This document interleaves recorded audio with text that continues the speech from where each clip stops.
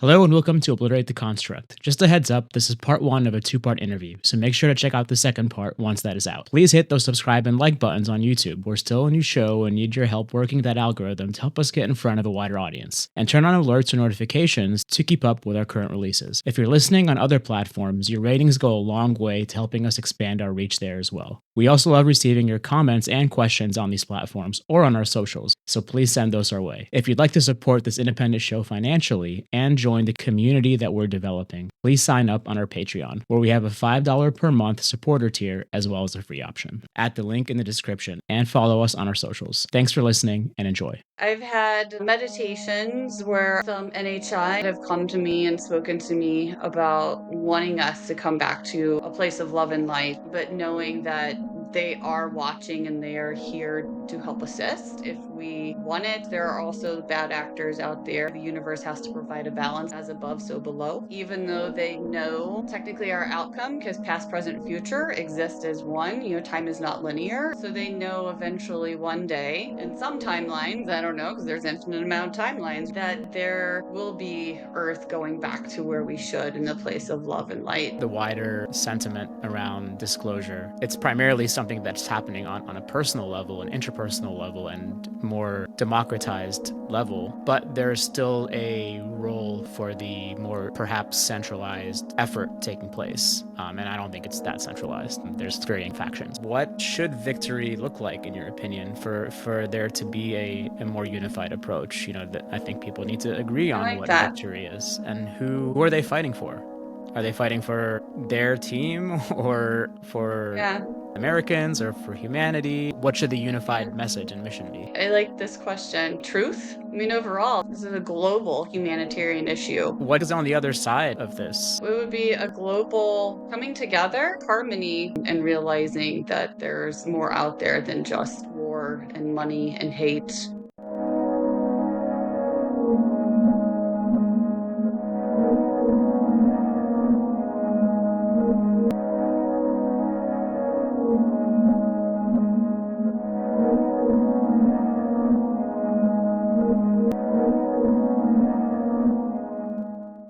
Hello, and welcome to Obliterate the Construct. I'm here with a friend of mine, Sarah Gamm. Many of you may know her from some of her other public appearances and recent featuring in James Fox's The Program. So, Sarah, if you're not familiar, she has an education with a BS in astrophysics and an MS in countering weapons of mass destruction.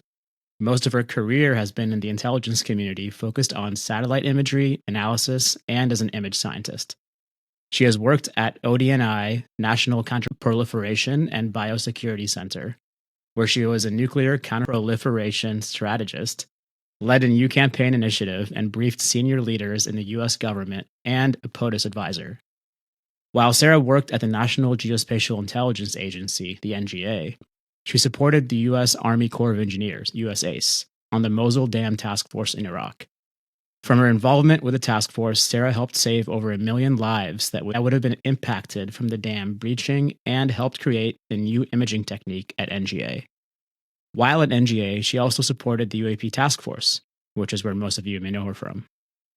Sarah recently supported the Air Force as a Nuclear Campaign Analyst in the Pentagon, and now works for USACE as a scientist in the Army's Tactical Exploitation of National Capabilities, TENCAP, office. While having a successful career in the IC, fighting terrorism, Sarah is also a psychic medium. She practices many healing modalities, including Reiki Master in Advanced Integrated Energy Therapy, IET, and she is an ordained priestess of the Order of Melchizedek. Sarah specializes in psychic mediumship readings, angel messages, healing sessions, ghost hunts, and house clearings. With her profound understanding of physics and the universe, Sarah seamlessly blends science and spirit, providing a truly unique perspective on our world. Hey, Sarah, and welcome. Hi, thank you. Thanks for being here. It's actually really fun to hear. So, for those who are not too familiar with you, how did someone with such a background of yours in the IC community and with the military, how did you get involved in these topics with UFOs, psychic mediumship? How did that start for you? Yeah, kind of a fun mixing bowl of a lot of things in my world. I've always been interested in the stars and looking up, and so I first fell in love with the stars. One of my brothers got a telescope when I was in third grade for Christmas, and I ended up going out. We all looked at the moon, and I had a million questions and annoyed my entire family with all of them. And they've never stopped. So I have been looking up since, and of course, grew up loving X Files, being a massive, massive fan, to the point where from college to the farm, it was a 4 hour drive. Or I grew up on a farm. Sorry, I should also let people know that. So I grew up on a farm. So from school to home, it was a 4 hour drive. And on Fridays, around when the series wrapped up, it was on Friday nights. And so I would purposely plan my drive so I would get home in time to watch X Files because that was before DVRs and recordings and streaming and everything. So yeah, I've just always loved looking up and enjoying the unknown and knowing that something else is out there. Even in undergrad, when people would ask me about, like, are we alone? And I would say, why? Why would we think that way? And, why is there infinite amount of space and it would just be us? So then that went down a route of getting, I don't know, getting all my science technical degrees and still falling in love with space. Just the love never ended, I guess. And I ended up injecting myself onto some projects at work on the task force, and it's still been a rocky road since I had the task force days, but I still love it. I mean, I even got some tattoos and stuff for my passion for the stars and UFOs and aliens and everything. So spiritual wise, I've had ghost encounters most of my life, and then that led down to a path of a near death experience, and more psychic abilities happened after that, like a lot of NDE experiencers. So, yeah, it's like all the worlds collided at one point, and it made sense on all of my background and all my experiences on why things have happened to me when they had. Wow. So you've had an NDE yourself, a near death experience. I have. Yep, Wow. 2012. I wasn't 30 yet whenever it happened. And did you have any of the commonly reported effects of NDEs? I did. I Do you mind um sharing any of those?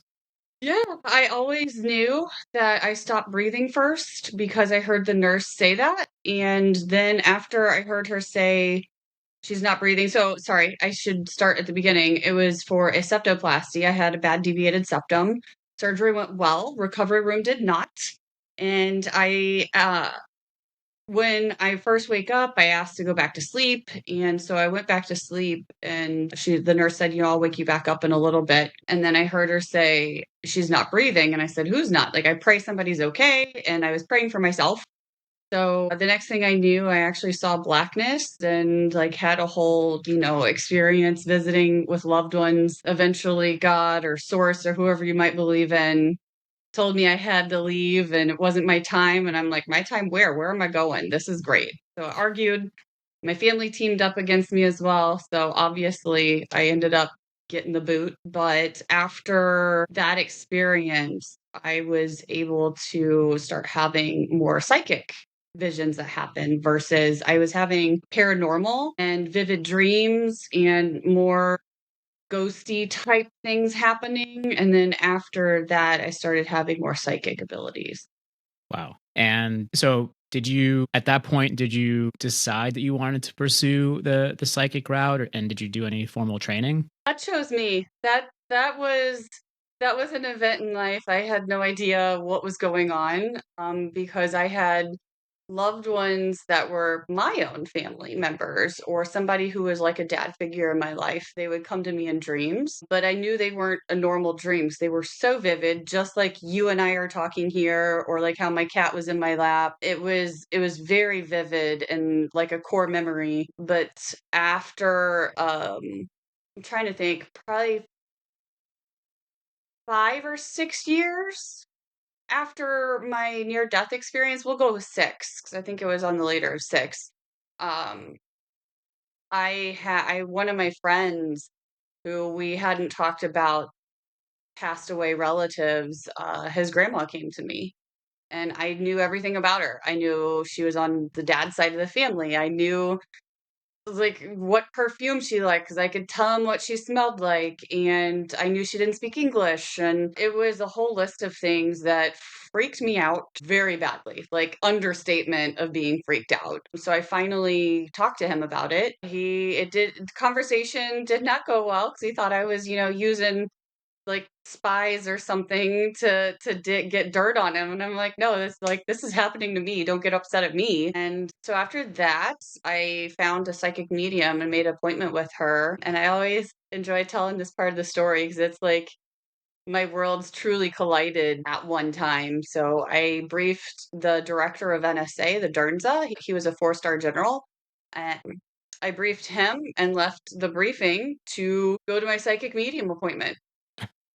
And at that appointment, the woman, the healer, told me I could do what she's doing and I could be in her seat. And I said, sign me up. I'm in grad school. I'm working full time and I'm going to grad school. I don't have time for whatever this is, whatever it entails to learn. So I'm gonna put a pin in this until I graduate and then I'm in. And about a month after I graduated grad school, I started my spiritual training classes. So there were multiple classes that I did do to learn how to be a psychic medium. Wow.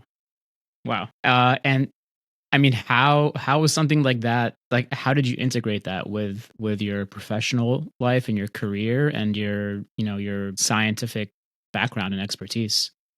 Yeah. I think my science background helped more than anything because some stuff that my teacher would talk about, she would mention having a meditation, and one of her spirit guides said XYZ. And I'm like, actually, and it was a theory about infinite amount of universes. And there's literally infinite amount out there. And I was like, that's what we learned in astronomy class in college. Like I paid to learn how to do that, or I paid to learn about that. It's in some of my books. And so there was a lot of things that we would cover in class where she would say, I got this information. And I'm like, I already paid for a degree for this. And so I gave like a different perspective to people. And I still can do that by understanding energy and everything, entropy. The universe is always expanding. So it's kind of neat to have my seat in this car that I'm driving because I can blend both of the worlds. And for the relationship that I have of my perspective at work, I usually keep them completely separate, especially at the beginning. I was terrified that I'd be fired. I have a top secret SCI clearance. I was super scared that that was going to get pulled and I would be, flipping burgers somewhere because I told everybody I was a psychic medium. So I kept everything very separate, and I only my close friends I would start letting know at work, and then slowly over time I got braver. And I mean, it's a part of who I am, so I can't hide it either. And so I slowly started letting people know and quickly realized no one cared. Wow, that's amazing. But I mean, I'm sure you know that that's unfortunately not the case for everyone in this field. That there's a Yeah, real stigma. absolutely. Yeah, there's a real stigma around these topics. What do you have any advice for someone in your shoes or similar shoes and Oh my gosh. who may face, more of a negative backlash to coming out like that? I am going to say I know I was fortunate and I was lucky, and I'm still very fortunate because I have my entire family that supports me on this journey. Not everybody's family does. Yeah. So some people can't even tell their significant other or anyone of what they could do and their skills or their experiences. So I know I am very fortunate. So I might have a biased opinion on advice, but I do truly know the situation wouldn't come to you if it weren't meant for you to say something. And I didn't believe that because my teacher always, she didn't say those exact words to us, but she would say something similar. And I just thought there's no way I'm gonna chicken out. Like I'm starting to get like nervous just thinking about the first time I told somebody at work about it. And it was okay. And if they don't believe you or if they tell you you're full of poo, that's their issue. And I say keep going, keep speaking your truth. And that's what I've been doing this whole time since I first came forward of being a supporter on the task force, the UAP task force, is I've just kept speaking my truth and being myself. And there's no other one person I could be. So I would say, trust your gut and trust the situation that you're in. If your intuition is telling you to say something to like, oh, I actually communicate with NHI or whatever it is, speak up. That's great. Yeah, so professional and more external society and how they deal with this is one thing. But one thing I rarely hear get covered on podcasts and shows, and this may be a bit too personal, and if it is, let me know. But how you mentioned significant others and loved ones. That's kind of where all this starts for a lot of people. Like, if they can't have these conversations with those closest to them, how are they going to have them in the wider public? And I know, I mean, there's a lot of experiencers whose relationships have ended as a result of these experiences. Have you personally had any problems like that? And if so, how have you overcome them? Yeah, absolutely. It's such a good question. Something else that is spoken to us often when from our teacher was just because it's your journey doesn't mean it's everybody else's. Our teacher is married, happily married for I forget how many years, but he's not a medium. He doesn't fully believe in it, but he supports her and loves her. And that's what matters because she has other people she could go to. And that's how I've approached it in my relationships. It definitely did end a relationship at one point because the person he claimed he was fine with it all and pretended he was okay with it just to try to support me. But he wasn't raised that way. He was raised very religious. And so there ended up being a big divide that I didn't quite know that was there. And that was a big reason for the breakup. But I always approach it as just because it's my journey doesn't mean it's yours. And sometimes the person's okay with that, and sometimes they're not. Sometimes they take it very personally that they feel like they have to be ingrained in all this and take a class and learn what Reiki is. And like that's not what your journey has to be about. It has to just be there to support me because I'm so thankful I have a group of, a soul family that I can text or call or do anything for support if something happens to me. I have a weird meditation. I have a group there for me, so I don't have to have a partner present for every single moment that I go through. Yeah, that's great. Thank you. So I'm gonna try to segue from that into so that's a great look at kind of more the microcosmic implications of these. Hey, Krypton. He's becoming famous now, I hear. See, he's made it to Twitter. Yeah, so these more interpersonal aspects of this are some of the more microcosmic implications of these phenomena and how we how we communicate them with those around us. Now, like how is that how is that related to, and how does it kind of branch out into discussions of a wider disclosure, if that's at all related? In my opinion, and this is just me, I feel like there's a direct connection. That there's this connection between the internal and the external, and our the way that we identify and relate with those around us, and the kind of quote unquote gatekeeping that we do as a result of the stigma around these topics that's been entrenched in our culture. Is that, in your opinion, is that somehow related to the wider disclosure discussion, and how the gatekeeping forces, regardless of their intent behind the gatekeeping, how that gets overcome? I mean gatekeeping like government, or maybe I should ask to rephrase the question.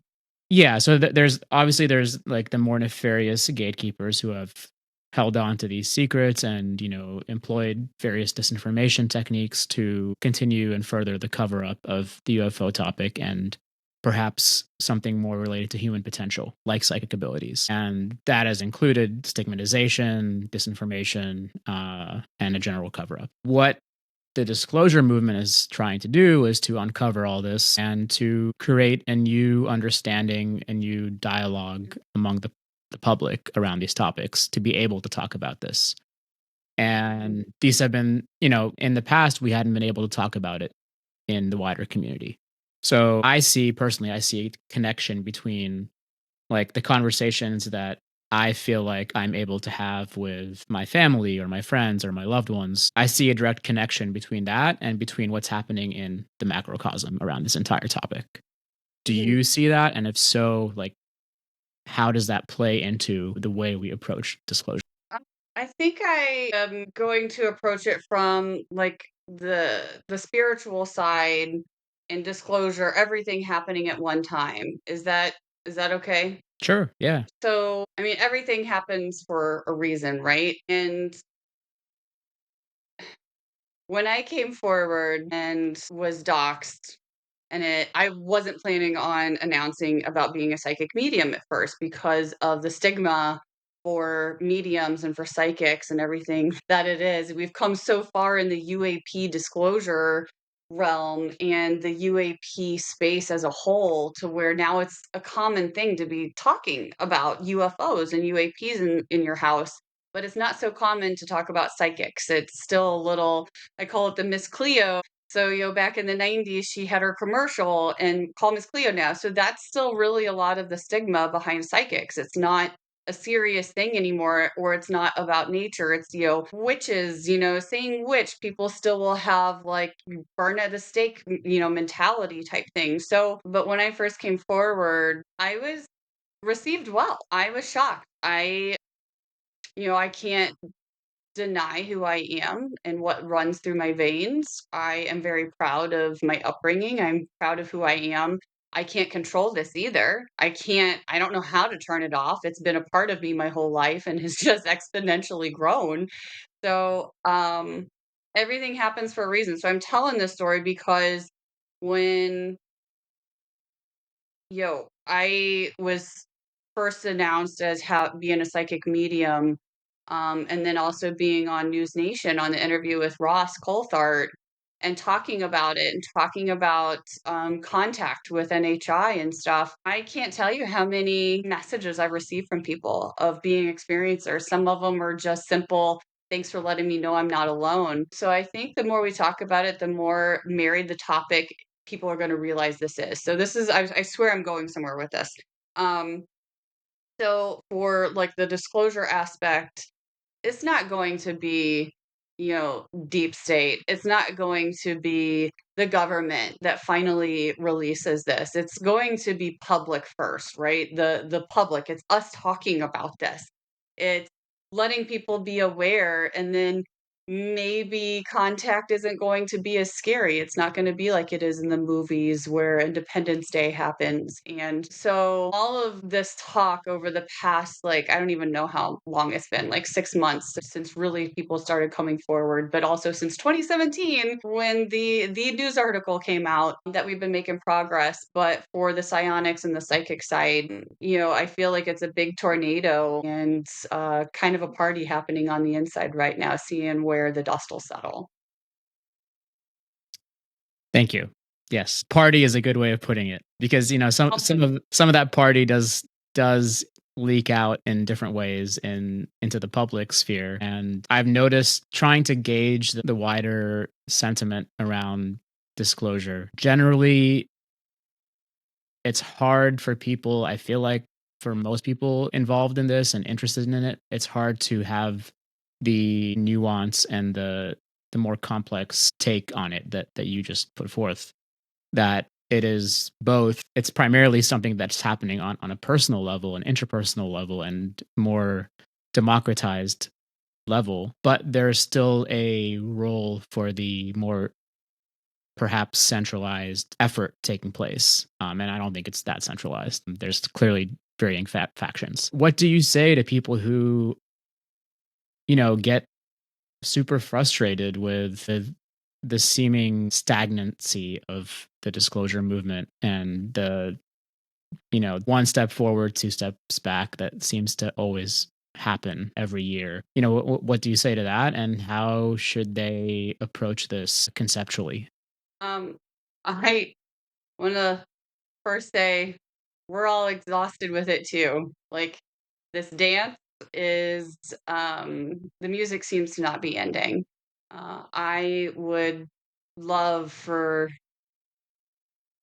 real concrete videos to be released, to be downgraded and declassified and released. I would love for, maybe, share a glass of wine or something with someone who has concrete evidence and to sit down and talk, but that's just not where we are. And I get frustrated with people as well because they're like, "Well, you've said nothing." And I'm like, "But we're talking about it."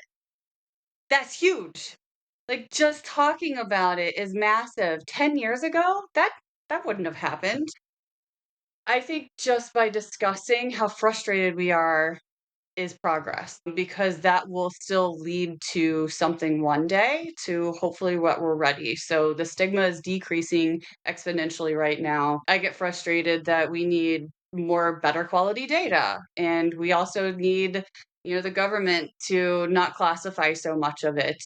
Like, I even know some classified reports have been increased in classification. So Oh, wow. why? Why? Recently. It's late last year. I know some of it was started so late. So whenever you're watching this, late last year is 24. So we all get frustrated with the same thing that are behind closed doors. I was never read into any special access program for UAP support. I didn't need to be. So I don't know what is out there and who's been read in or whatnot. But what was available for me to see, I don't see why some of it isn't available for the public as well. Yeah, I mean, the way I see it is that for at least for me, I feel like the reason I got so invested in this movement is that there's a frustration and almost like a righteous anger at being kept in the dark by almost like a patronizing parental type force that's holding truths about reality and who we are in relation to reality that is being kept from us as if we're children. And at the core of that and the crux of it is this sense of agency that's lost in that. So I think when people, view these figureheads around the disclosure movement coming out and, making certain promises, even if they're vague, and getting our hopes up, getting excited, people put all of their energy and their emotions into that and feel like their agency around these topics and around this knowledge is directly tied into what this group is doing around this government centric disclosure.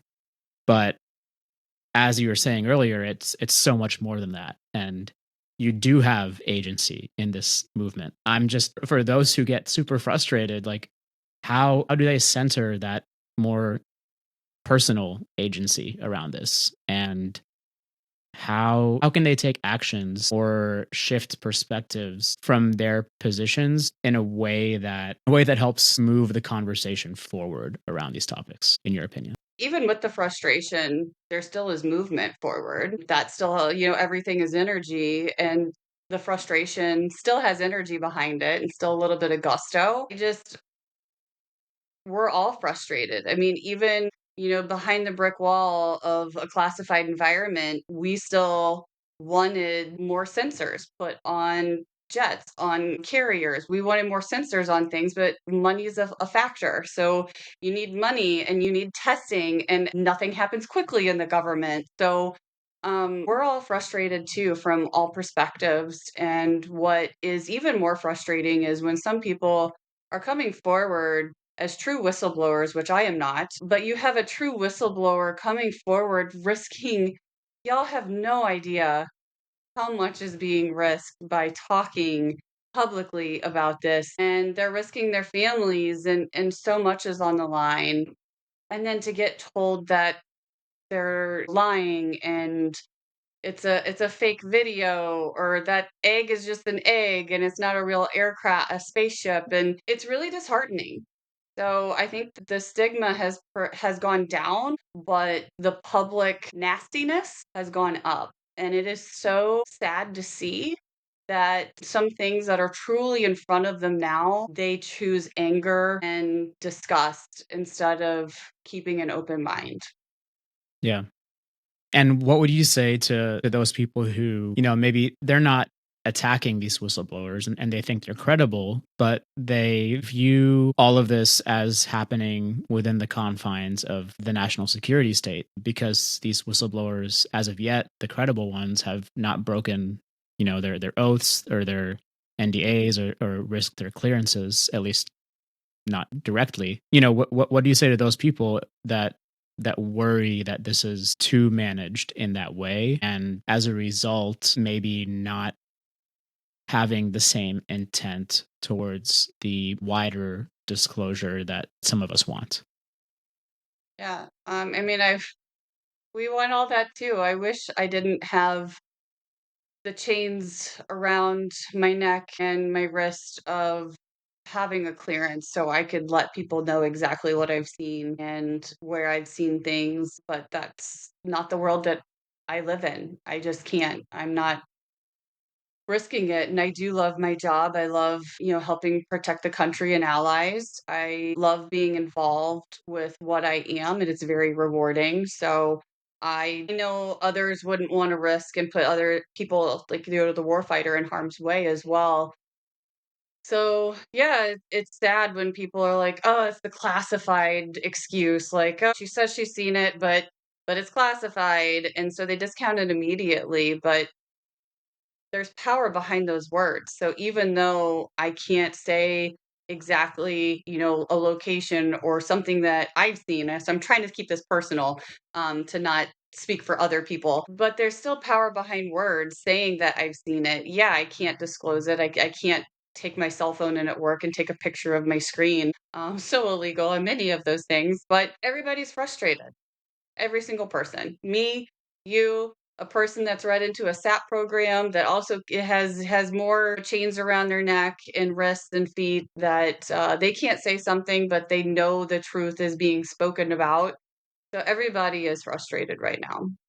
Kind of going off of that, there's people who wonder if something happened around the 2016 2017 timeframe that changed the calculus a bit among people who had access to some of this information, that then led to them coming out and the whole New York Times piece being published after several decades of complete secrecy, except for a few possible whistleblowers here and there whose credibility was immediately tarnished. And there have been claims that, perhaps something happened around that time frame that started to change the calculus and led to this controlled, quote unquote, controlled disclosure process to begin and this plan to take shape. I don't know if that's the case, but let's say that is. Do you think that there is part of the calculus that there's this idea that right now things are okay enough in the outside world around these topics that this plan is feasible, and it's more of a risk to break your national security oaths and reveal some things as it currently stands? But maybe is there a situation or a time or something that could happen that could reframe that calculus down the road? Do you see that as a possibility, or do you think this is just how it's going to be with the government centric approach to disclosure moving forward? I don't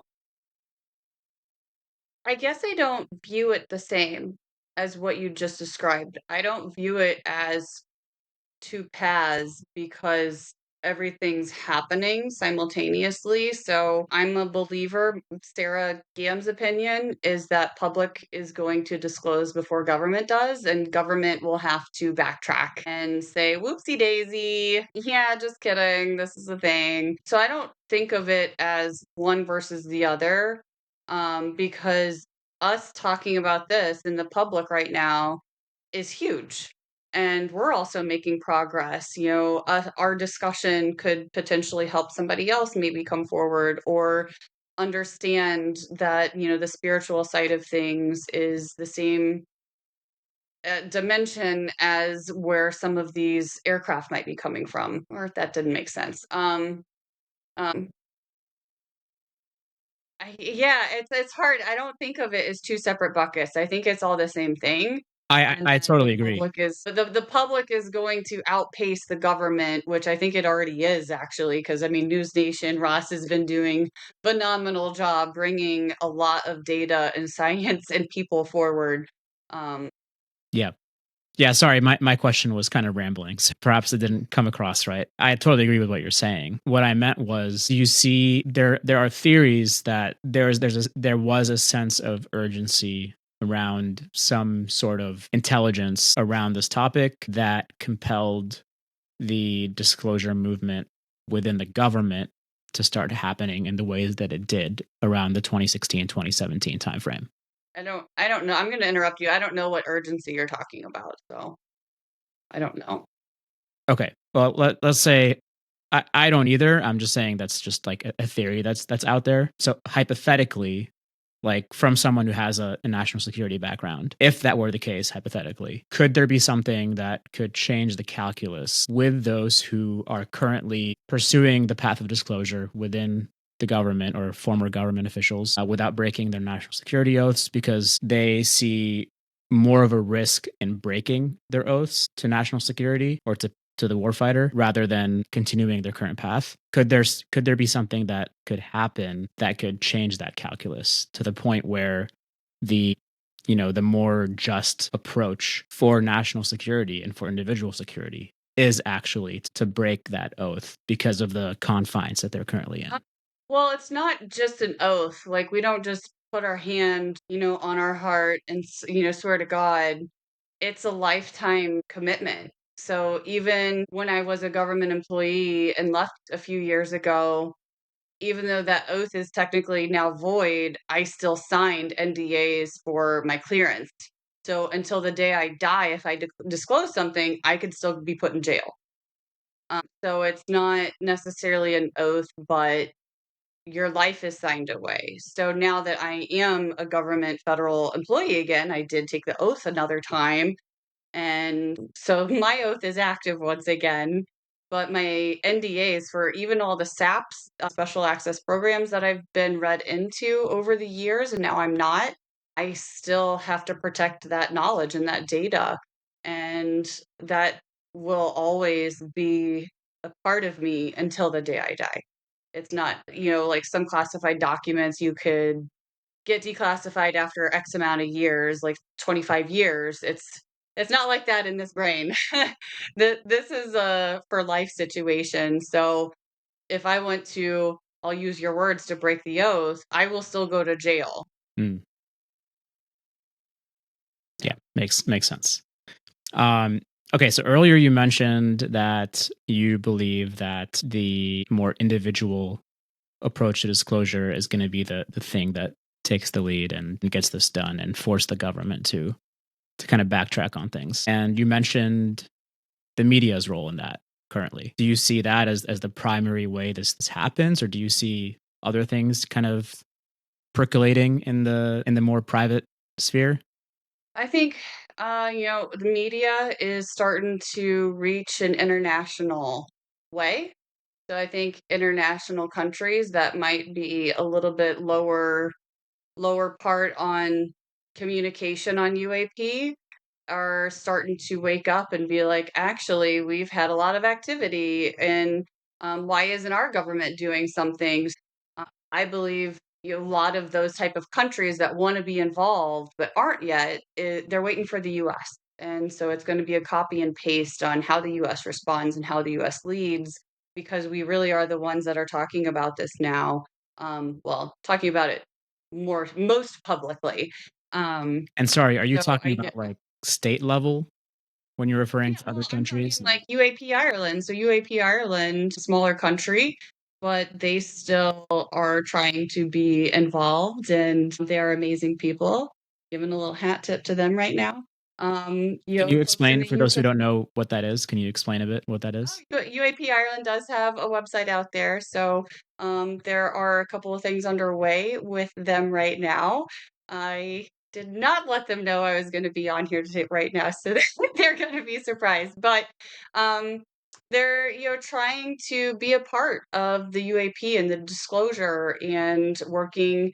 with one of the ministers. I forget which department in Parliament, and there's Project Morrigan that's trying to get underway to go into the science side of it and energy. So if we have reverse engineered aircraft, like there has been sayings that we have here, there's a lot of energy behind that. So Project Morgan is focused on utilizing some of the reverse engineering that has been done and to utilize the STEM side of things for UAP. So um, yeah, other countries want, huh? I'm sorry.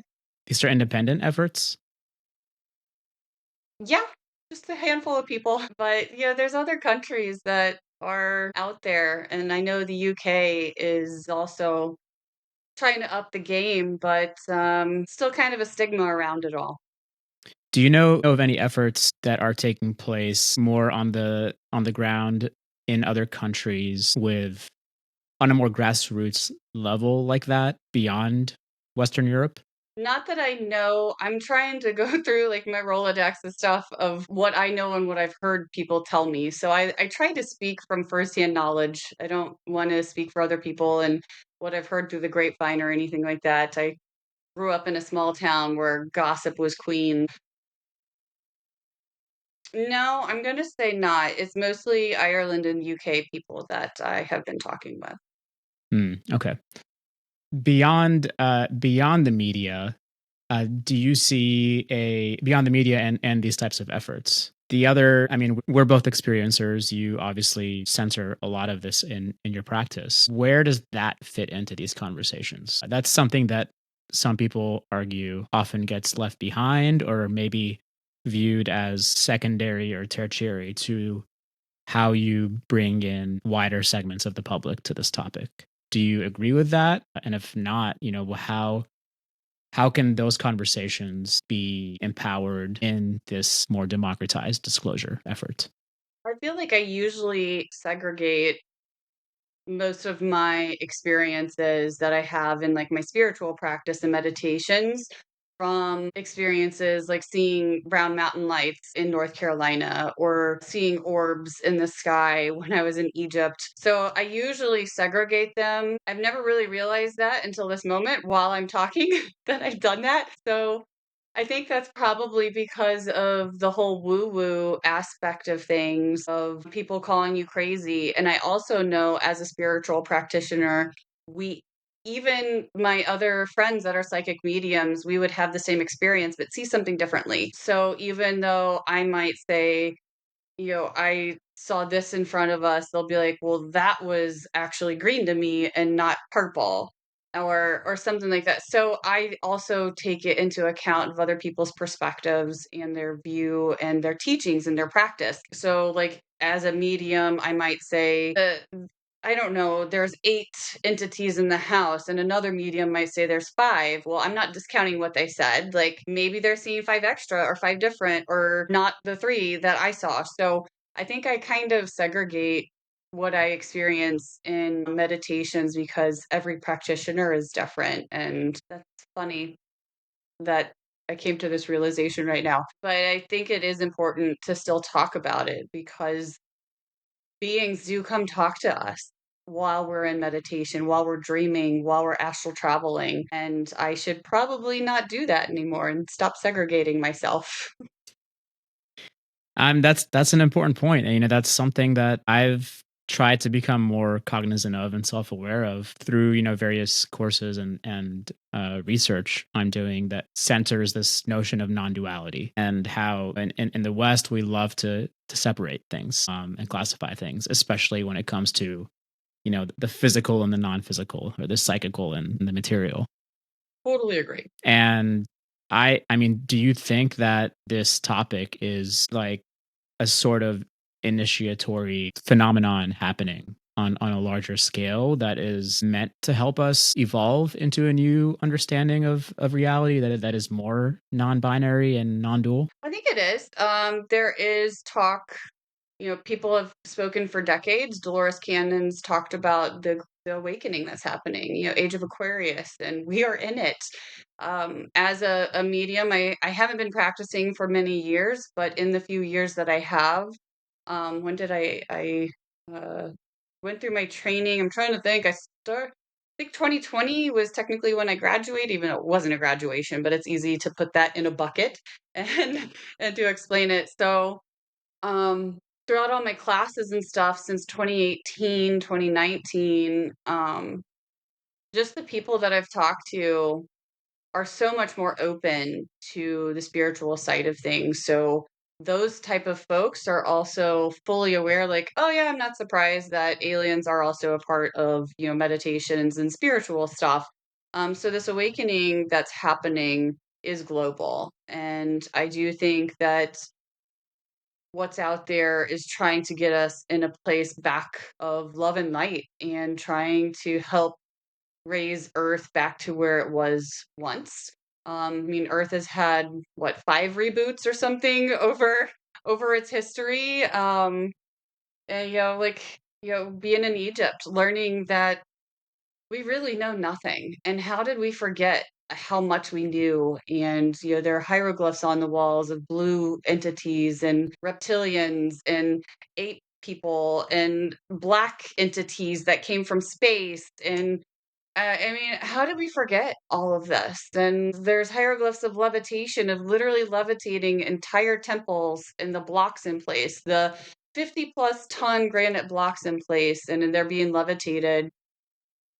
Yeah, I think they're trying to get us back to that space of more love and light and harmony. Hmm. Yeah, I agree. Okay, one final question on the more, government centric approach to disclosure, and then I promise we'll move on from that. Um, so last year I went to the Scientific Coalition for UAP Studies conference in Huntsville, Alabama, and that conference, they had a bunch of speakers, a few panels, and as their name states, a very scientific approach to these topics, trying to integrate as much empirical data into the study of these phenomena. And the presentations were great. But what was more interesting for me was the conversations that I had with people in the audience and around the conference. And I came to realize that we keep hearing about various factions in the disclosure movement, but what I experienced at that conference was like at least 10 different views of what disclosure should look like, how much disclosure should be had or given to the people, why, every person had their reasons, and if you viewed it from their perspective and their professions, you can kind of see that's the world they live in, and that's the prism through which they view the world. And I don't know how much of that needs to be bridged to get us to where we need to go from the government side of things, and how much in unison things to be need to be moving.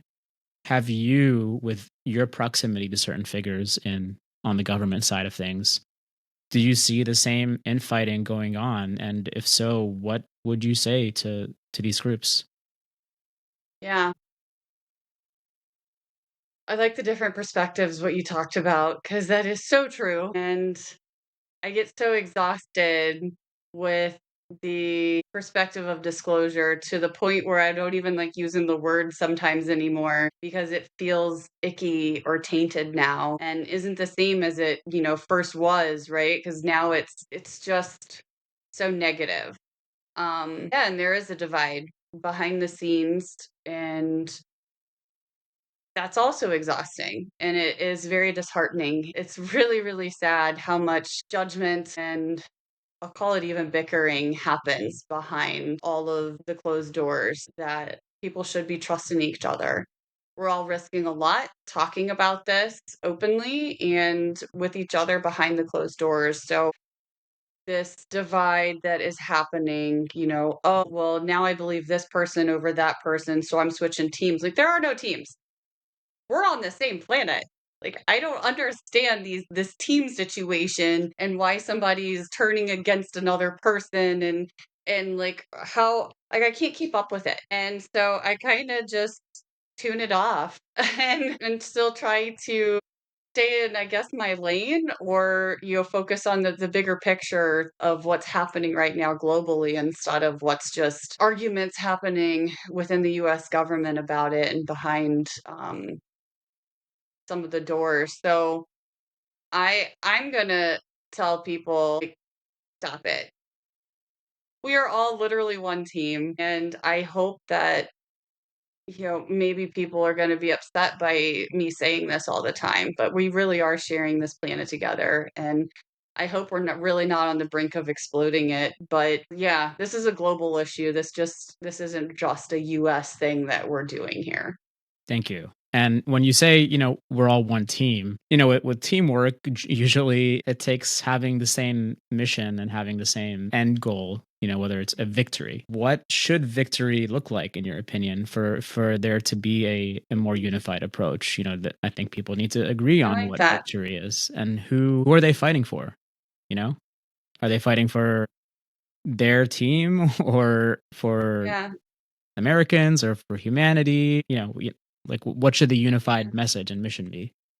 I like this question. I mean, overall, this is a humanitarian issue. This is a global humanitarian issue. If something negative happens, we all have to clean it up together, right? Same as when a massive natural disaster happens somewhere, lots of people chip in to help out and clean up and provide aid and support. And so that's what this would provide as well. It would be a same situation.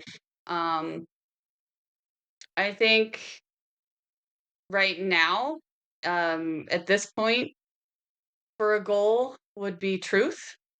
I think that's the first thing that comes to mind is truth. And then maybe if we all actually work as one instead of fighting against each other about it, we'll be able to make it to a next goal, which I don't even know what that would be right now because there's so much arguments and fighting and negativity. And my gosh, Twitter is that is awful.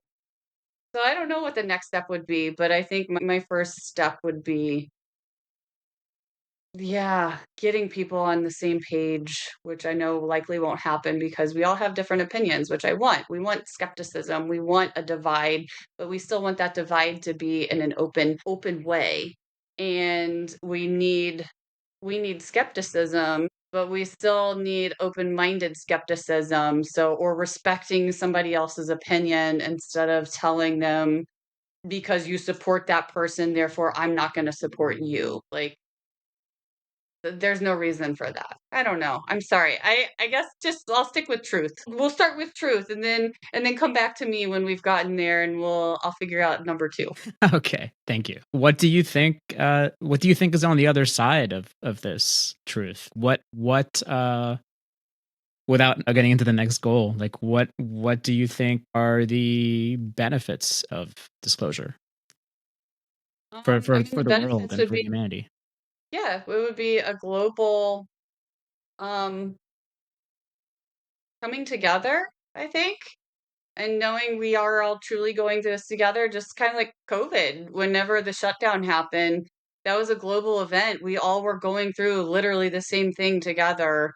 And this would be another, I don't want to say pandemic, but it'll be another global event where we will have to lean on each other. So the shutdown for me was amazing because I learned what an introvert meant and I turned out I loved it. And like I learned a lot about myself and what family truly meant. And like everybody went through their own situation during the shutdown, but globally, we all had to come together. So I think once, the truth happens, there will be more of that global community of us sharing the same planet. Maybe an airstrike on the Houthis won't be the hot topic like it is today in the news and the group chat that got leaked. Yeah, I feel like harmony would start coming around again and realizing that there's more out there than just war and money and hate. Um, Yeah. Now, okay, thank you. Let's get into some of your experiences. Have you had experiences that hint at this more harmonic or interconnected view of reality? Yeah, I've had meditations where I have come across some NHI that have come to me and spoken to me about wanting us to come back to a place of love and light and trying to help in a way, but not step in toes and not like place something in my path per se, but knowing that they are watching and they are here to help assist if we want it or I don't need it, I guess, which we definitely need it, but they also know that we have free will and we're making our own path and we are where we should be and all those other spiritual sayings that people get annoyed with, including myself. I'm like, patience is such an ugly word, and they really do want the best for us. There are also bad actors out there, as is everywhere. The universe has to provide a balance, the good and the bad, as above so below. And what I find amazing is that even though they know technically our outcome, because past, present, future exist as one. Time is not linear, especially in higher dimensions. So they know eventually one day, in some timelines, I don't know, because there's infinite amount of timelines, right? We've already talked about that. That there will be Earth going back to where we should, in the place of love and light and harmony, and maybe we'll be like that scene on Star Wars in the bar where there's all these different races and stuff coming and visiting. How cool would that was a really fun image. I have a great imagination. Yeah, I think eventually we will get there, but right now I have experiences with them letting me know that they're here. They do actually help me in some of my healing sessions that I've done. So Arcturians especially will come in and provide some healing as well. And it's beautiful. I kind of let them work. I don't like watch them, and I don't want to learn what they're doing, but I trust that what they're doing for the client is what is needed, and they also provide me that healing sometimes too.